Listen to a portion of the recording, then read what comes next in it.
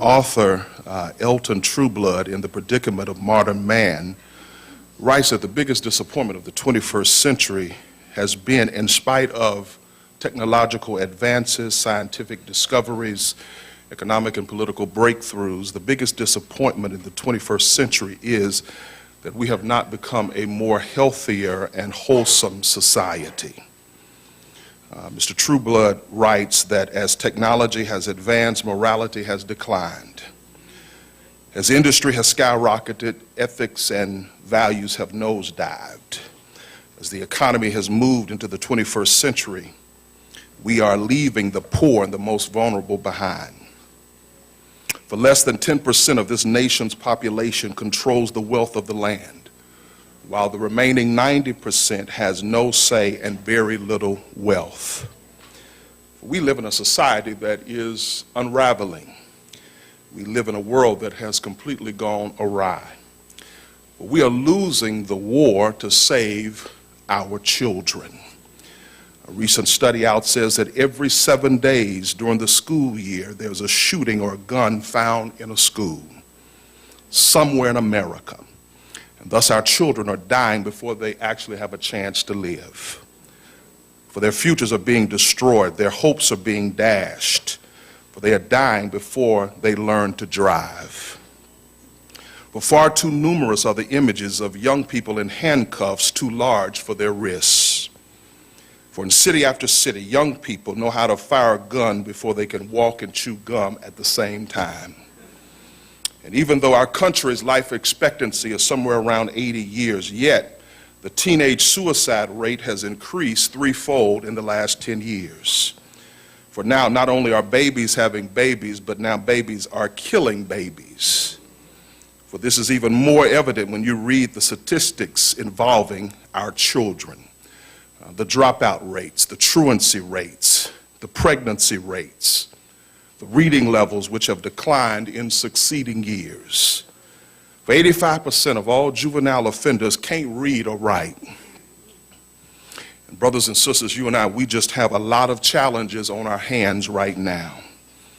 And with the unemployment rate in our community, the jobless benefits, the highest in 30 years, the income inequality, the moral decline in our society, the hopelessness that so many feel, especially our children, it's no wonder that we are in the shape that we are in. And the truth is, a lot of this, brothers and sisters, is intentional. It is a systematic plan to destroy our people and our communities. And it's been that way more or less since we arrived on these shores some 400 years ago. But this is nothing new.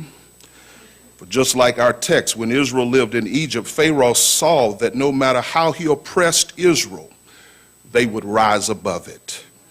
Pharaoh took their straw to make bricks, but they found another way to make bricks. Pharaoh took their right of self-determination, instituted government policies and government laws to keep them down, but they found another way to succeed. Pharaoh tried to destroy the Israelite families because they were getting too big and too blessed, but they still got up and made it happen. For what we learn is that there are some pharaohs, there are some haters out there that cannot and will not handle your bigness nor your blessings. For instead of celebrating what God is doing in you, they want to kill you. Anybody ever been there? A hater that wants to kill you, a hater that wants to take you out. The text says that Pharaoh decides to kill the kids. Pharaoh decides to kill Israel's future.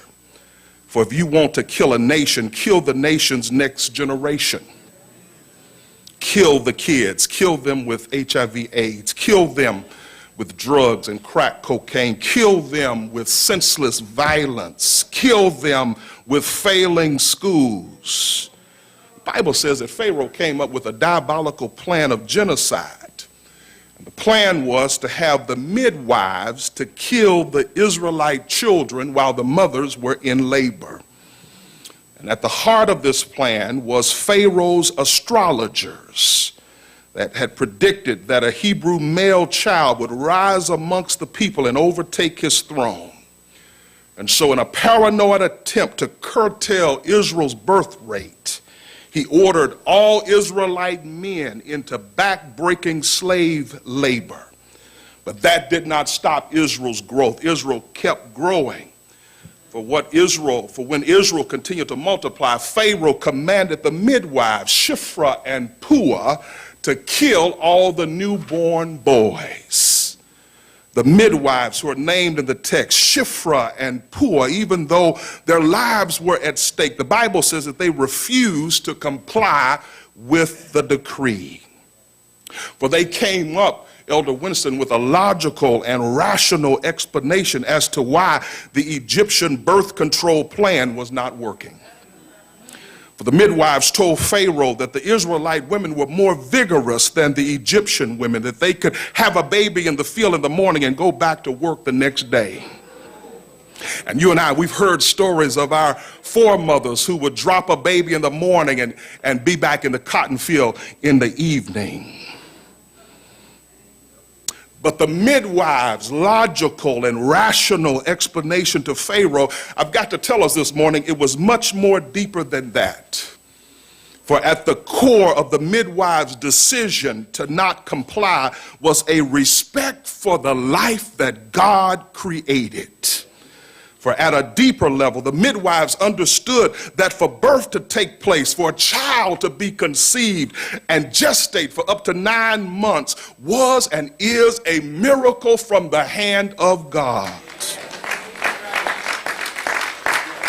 The midwives understood through their chosen profession that God is intricately involved in every human life that is conceived. At the heart of the midwife's role was to encourage a birthing mother to let go and to trust and to allow herself to become a conduit for which life came into existence. For the midwife's role was to be a channel, it was to be a conduit to help bring out lives from the bondage of the womb. And they understood all too well that the lives they helped to deliver were created by God. And that understanding would not allow them to take an innocent life. The midwife understood that their new role in the nation of Israel was to help bring out the nation from its bondage. And they knew this. They knew this. They knew this now because Pharaoh told them.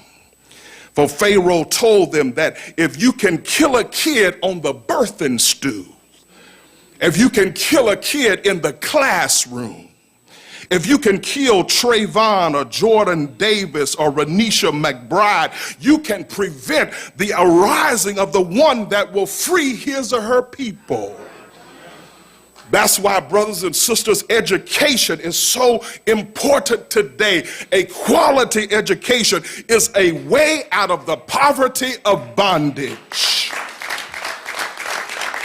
It's a way to be able to pay your bills and to take care of your family. A quality education is paramount to surviving in the 21st century. That's why we've got to have good schools. We've got to have good teachers. We've got to have good parenting, investing in the future.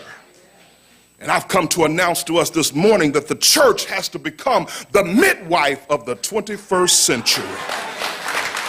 The church has to become a midwife of sorts for our communities. The church has to be the one institution that can still speak truth to power and give birth to the generations of Moseses and Miriams to come.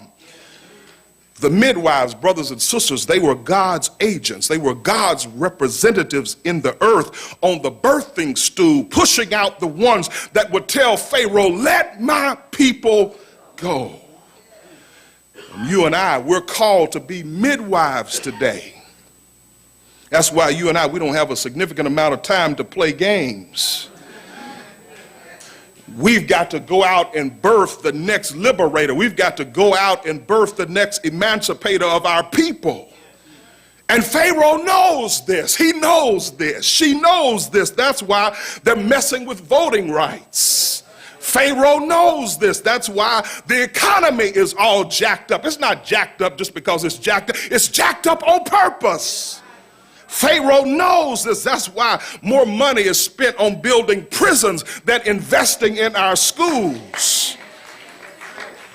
But now, brothers and sisters, I've told you that we now know this because he has told us by his actions. We know it, and now we can stop playing games. We can stop wasting time on discussions that don't make a bit of difference.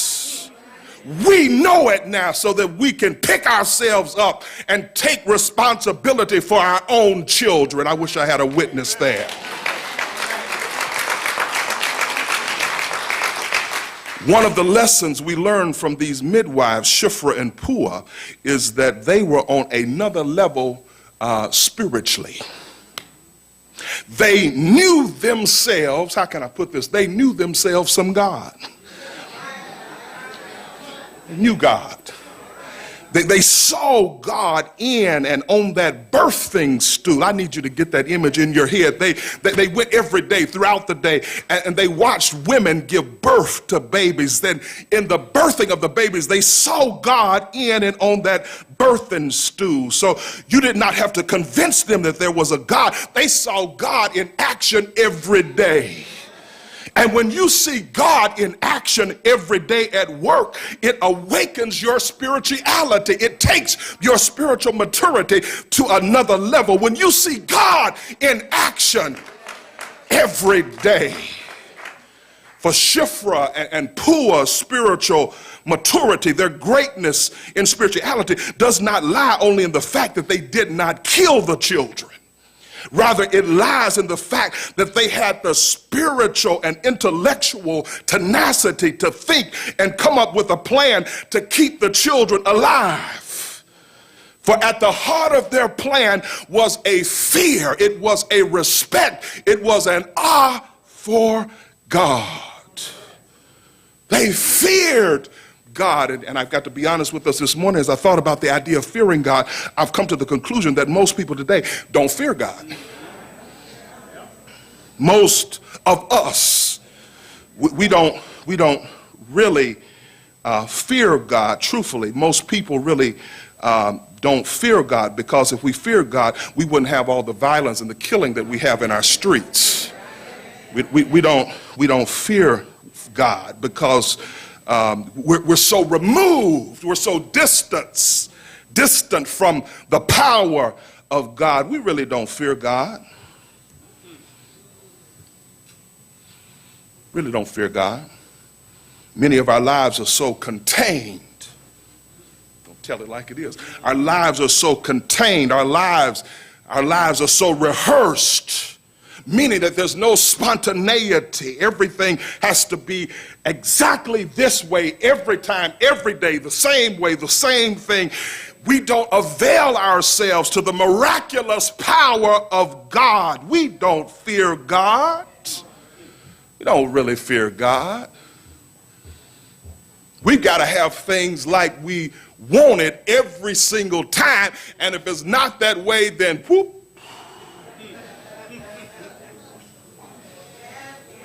And my wanting it my way every single time, it kills the creativity and the spontaneity of the Holy Spirit. God can't move because I'm in the way. In the way. But because of the line of work that the midwives were in, they didn't fear their boss Pharaoh, they feared God. They didn't fear losing their lives as much as they feared losing their connection with God.